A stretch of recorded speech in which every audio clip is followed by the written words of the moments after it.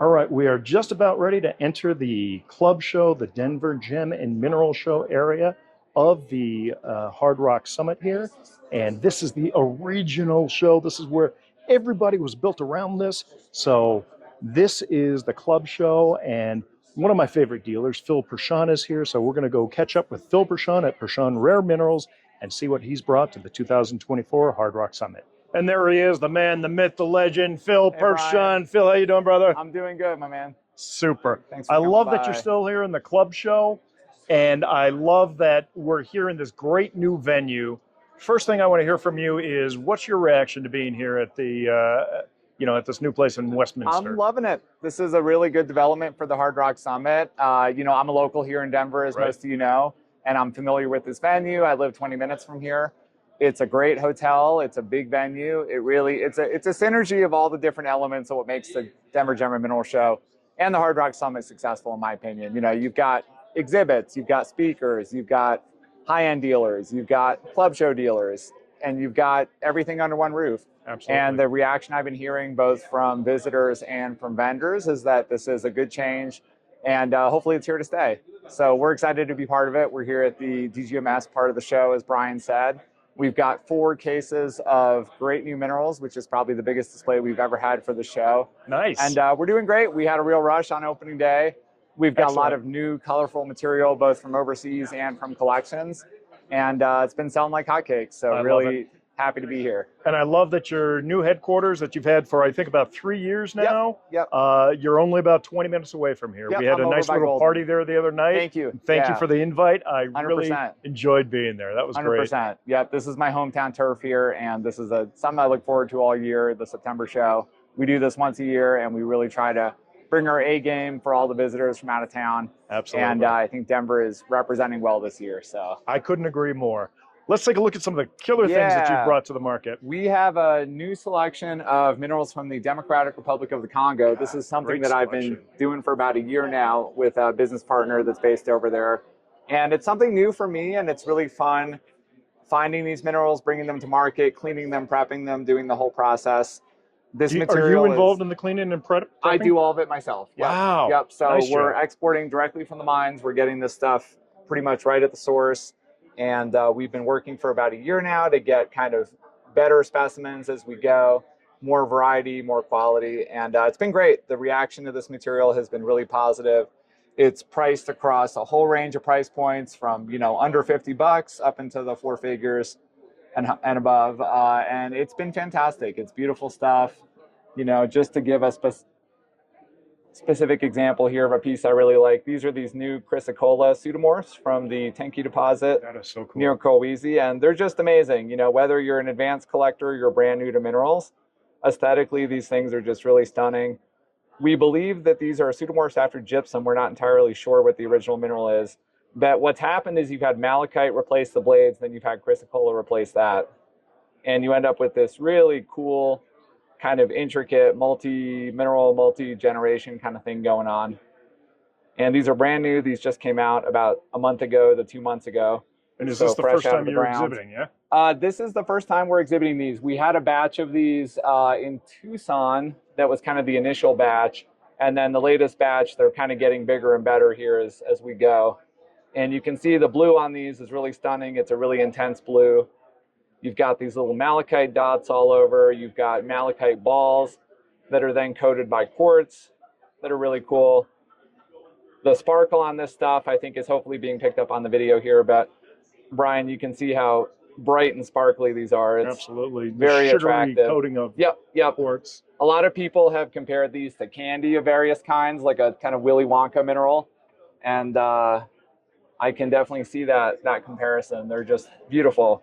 This is a new pocket here. Phil, I want to talk about the price on that. You're yes. always been very fair on pricing. Yep. You got a price of $5,000 on that. This is our best guy here. This is a sticker price of $5,000.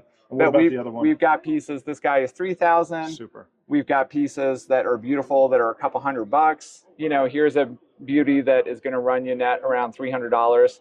And it's just a really attractive piece with these kind of Mickey Mouse chrysocolla balls here on the blades. So we're trying to bring these in a whole variety of price points. Here's another really nice small one that's, $150. with these really cool overgrowths on the blades, and then this kind of exploding brain, whatever you want to call it, malachite on the inside. So these have been popular, I think, A, because they're beautiful, and B, because we're trying to have them in a broad variety of price points and, kind of offer something for everybody. Superb. And you get big, intricate pieces like this. This guy is priced at $2,500. Just has a lot going on. All these blades with the iron oxide inclusions, the malachite. Some of these are broken and rehealed naturally, which is kind of fascinating. Very, very aesthetic stuff. And, to me as a geologist too, I like the fact that these tell an interesting story geologically. Indeed. One of my favorite pieces I'll show here before we move on to something different is actually a piece that was part of trimming a larger specimen, I believe this guy, and it ended up being a cool specimen of its own. But this is the kind of thing as a geologist I geek out on. Oh, so yeah. This is cut on both sides, and you can see you have these perfect bladed crystals here, the pseudomorphs, in this pocket. And I just hit it on both sides so that I didn't actually break the blades. You can see the other side is cut as well. But how cool is that? And you can see how the host rock, which is a limestone, you can see the beds, the banding in the limestone, has gotten all brecciated. It's gotten all broken up and brecciated. And then the chrysocolla is what's cementing it back together. That's great. And, as a geologist, I just love that kind of thing. And it also happens to be an aesthetic mineral specimen. So it's kind of a combination of a cool geologic piece and a cool mineral specimen as well. Sweet.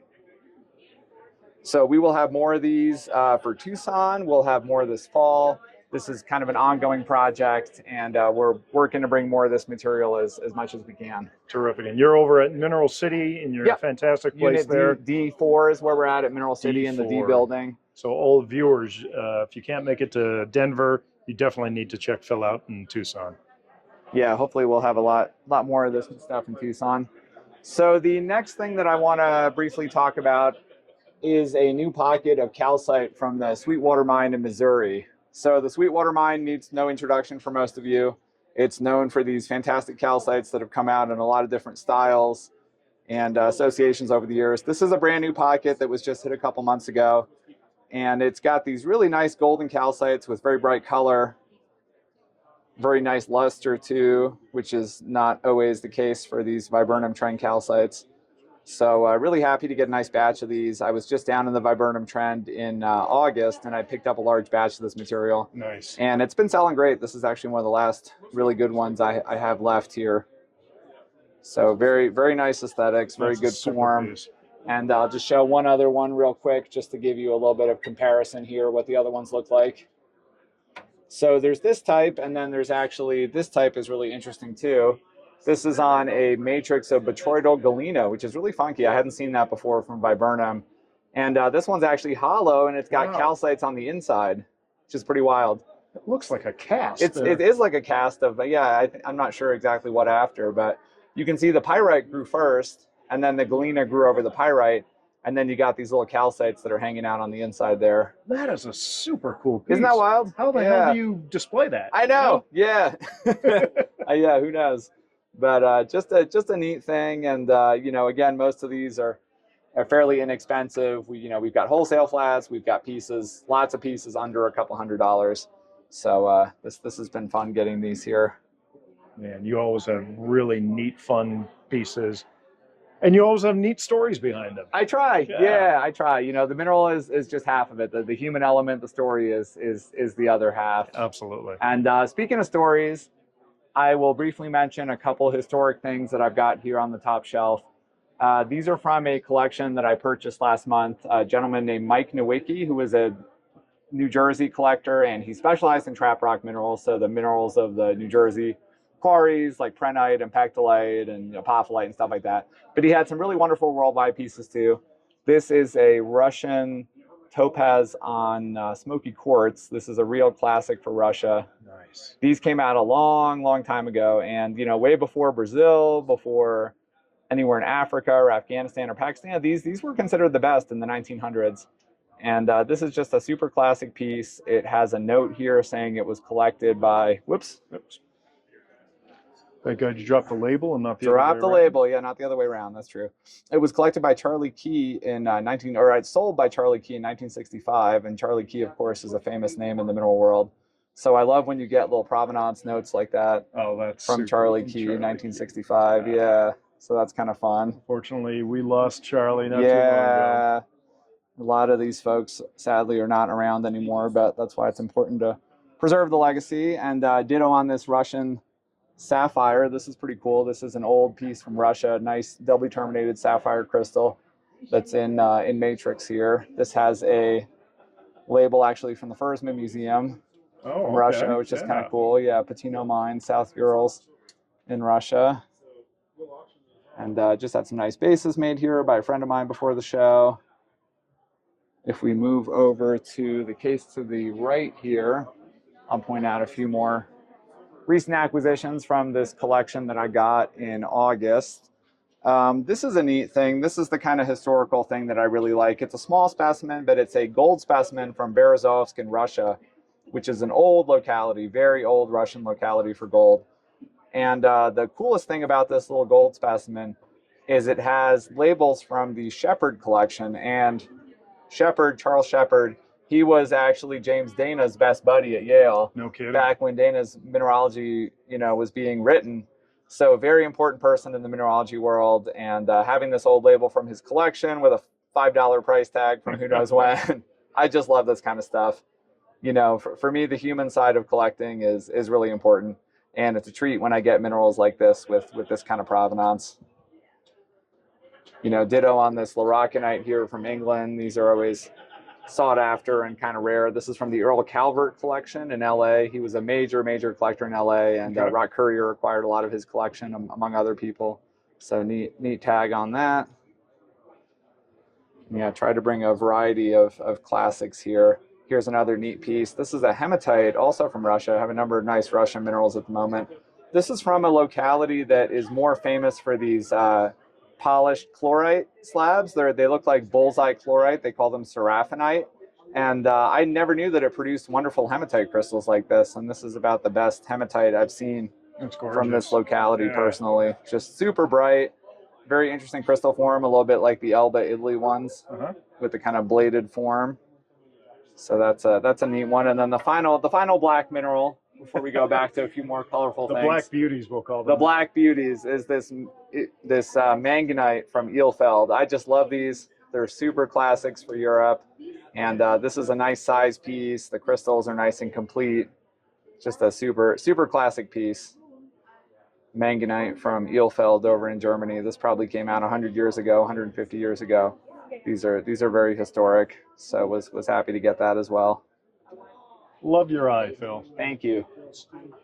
And some color too, because can't have all black minerals. So we've got some color here as well. I think probably the last thing I want to show briefly before we wrap up here are going to be some thumbnails. So thumbnails are something that I'm not maybe known for traditionally, but they're getting very popular these days for a lot of different reasons.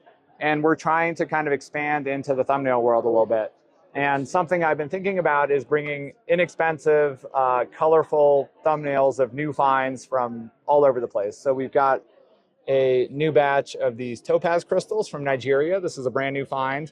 So this is $125 for a nice large topaz crystal with all these interesting forms here from a place in the Jos Plateau in Nigeria that I was not familiar with. So this is a brand new find. We've got a whole batch of these topaz crystals with very interesting crystal form. All these kind of modified extra faces. Here's a nice larger thumbnail for $150. And we've also got quite a few of these chrysocolla pseudomorphs in thumbnail size. These have been very popular, especially with the younger collectors who are looking for a nice example of this material that doesn't break the bank. These are super aesthetic. They have really neat form. You get ones like this with, how could you not like that? It's got multiple generations of chrysocolla, quartz, malachite growing on the blade. And this is from the brand new discovery in the Tenke mine. So we're going to have flats of these in Tucson. We've got You're going to have more? We'll have more. Hopefully we'll have a couple thousand thumbnails in Tucson. And we've got other things like these rubies from Tanzania. We've got these tourmalines These are from your old turf, Brian, the Tourmaline King Mine. Oh, there we This go. is Right a up the brand hill new from the Queen. discovery. Yep, right up the hill from the Queen. A brand new pocket that I'm sure you've heard of that they hit earlier this year. We got a whole bunch of great thumbnails from this material, and we've been cleaning them and putting them in perky boxes and getting them all prepped for the show. Some of them have beautiful watermelon zoning going on, which is really cool. And again, they don't break the bank, and they're a cool example of something interesting and new. We've got barrels from various places. We've got these so-called vanadium barrels from Nigeria. This is a brand new find as well. Some people are calling this emerald, or maybe poor man's emerald, but I think they're aquamarine, but they have a very interesting green color, and it's a little bit different than a typical aqua. And again, these are mostly priced at $100, a couple $100 or less. So yeah, we're excited to have lots of new thumbnails. It's something different for us, and they've been quite popular with folks at the past couple shows that we've done, and hopefully we'll have quite a few more for Tucson. Superb. Bill, I love what you do. You know I'm a Thank you, huge Brian. fan of you. Back at you. Keep up the great Yeah. hard work. We will catch up with you again in Tucson. Sounds good. We'll see you in Tucson. All right. Thanks, brother.